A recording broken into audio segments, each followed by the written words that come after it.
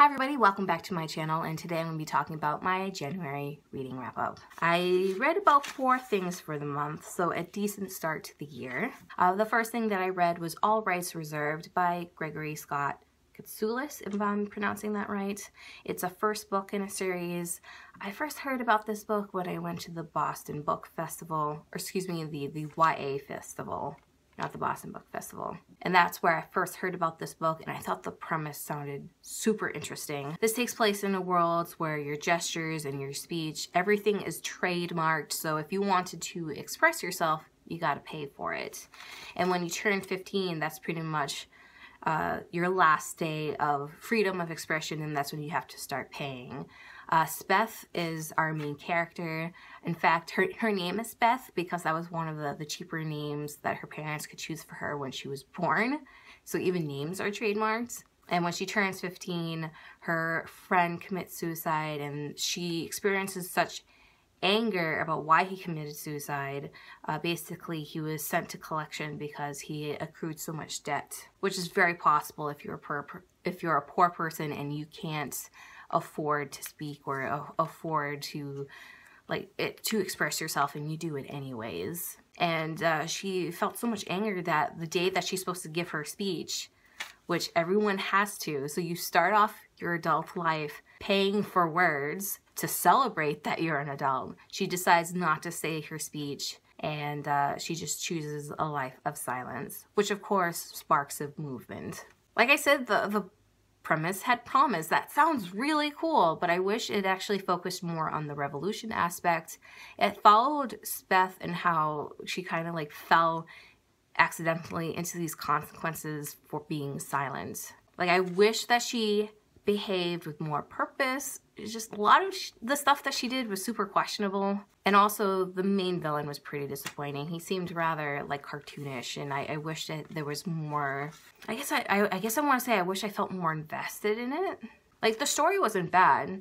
I'm just a little disappointed because I wanted to love it and I didn't. I ended up rating this 3 stars out of 5 stars on Goodreads. The second thing that I read for the month of January is The Sun and Her Flowers by Rupi Kaur.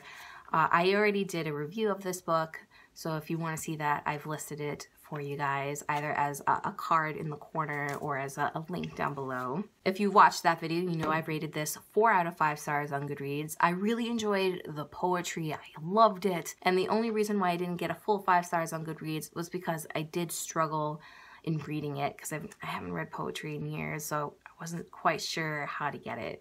In the review video, I did talk about my favorites, so if you want to actually listen to that, that's there for you guys. And the third thing that I read for this month is Everything is Awful and Other Observations by Matt Bellassai. This is a memoir from his childhood up to BuzzFeed Wine About It fame. If you don't know who this guy is, I freaking loved his BuzzFeed series Wine About It. Wow, I can't say it. Wine About It, where he gets drunk at his desk and just complains about certain topics, and I thought it was hilarious. He now has a YouTube channel. He's left BuzzFeed and has his own YouTube channel called To Be Honest, which I don't know why, but it's not as popular. I thought the book was very funny. Some of the jokes did fall flat, and I think it's because most of the humor comes from his performance. So I think I would have enjoyed this more had I listened to this as an audiobook rather than just reading this. But I did enjoy it. I rated this 4 out of 5 stars on Goodreads. And the last thing that I read for the month of January is Saga Volume 8, which is a comic book.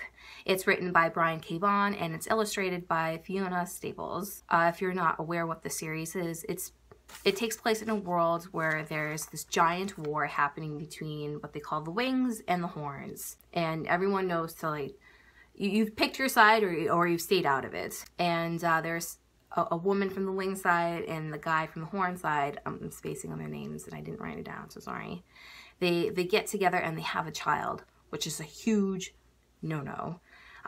Both the higher ups on both sides, they're chasing them and they're trying to punish them for having a child. In fact, their goal is to kill this child, to get it out of existence completely. Our narrator is actually the interracial child, and this volume is just a continuation of their adventures. This comic book series I love this series. I find it very enjoyable, but it's very controversial.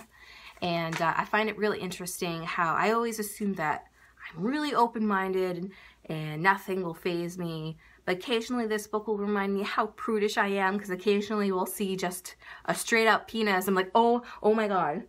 So that's definitely a reminder how maybe not so open-minded I am. Or the word I want to use, it just reminds me how prudish I am. I really enjoyed how this segment actually covered the topic of pro-life versus pro-choice. I rated this segment 4 out of 5 stars on Goodreads, and that's because I think there's a couple of plot holes in the story, and I think they may be covered later on. I hope so. So that is everything that I have to talk about for this video. What do you guys think of the books that I talked about today? Let me know down in the comments below. And as always, I hope you guys enjoyed this video, and I hope to see you guys in the next one. Bye, guys.